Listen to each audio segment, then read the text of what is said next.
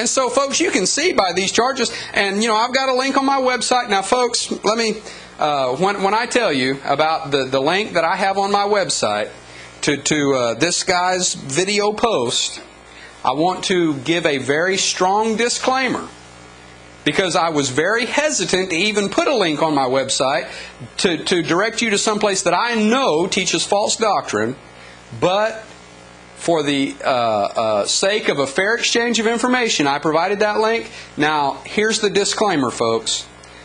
The last 2 or 3 minutes of his presentation is an appeal for you to send him money. Don't send him any money, folks. Please don't send him any money. I would hate to think that you followed the link from my website, watched his video post, which is false from beginning to end, watched his video post, and then sent him money. Please don't send him any money.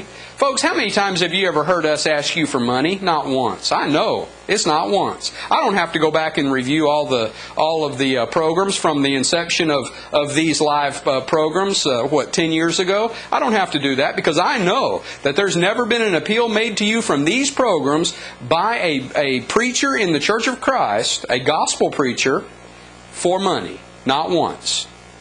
And so when you go and you watch his video post making these false charges against the Church of Christ, and then he starts asking you for money, telling you it's God's will for you to send him money, don't send him any money, folks. Send him an email and say, why don't you go up to Reidsville, North Carolina, and go on the air.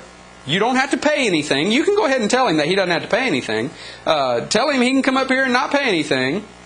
So if you want to be kind of smart alecky, you can say you don't need any money because they're paying for the airtime. Okay? So don't send him any money. Send him an email and tell him to come up here and answer these false charges. All right?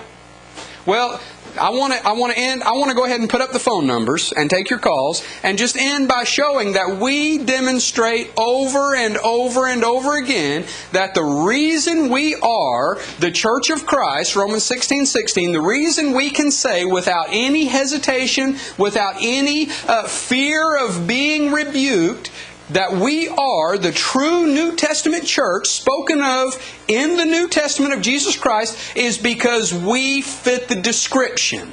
When you look at the description of the New Testament church and you lay it up beside any religious organization that you want to examine, if they don't fit the description, they're not the true New Testament church. Don't go there.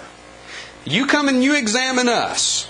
We'll give you the verses in the New Testament where it describes the New Testament church, so you can examine us informed of the description we need to fit. And if we don't fit that description, folks, then don't come. But if we do fit the description, then you need to ask yourself, why am I in a church that doesn't fit the description when these folks over here at 120 American Legion Boulevard, they're doing everything just like it says for the church to do in the New Testament?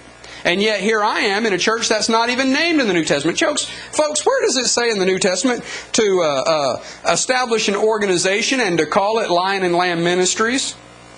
Where does it say that? And somebody will say, well, you've got your Bible Q&A ministry. No, I don't, folks. I'm a preacher in the Church of Christ that has a TV program that I have named Bible Q&A. It's not a ministry. I'm a minister, and this is part of my work. Okay? All right. I'm going to start taking some calls.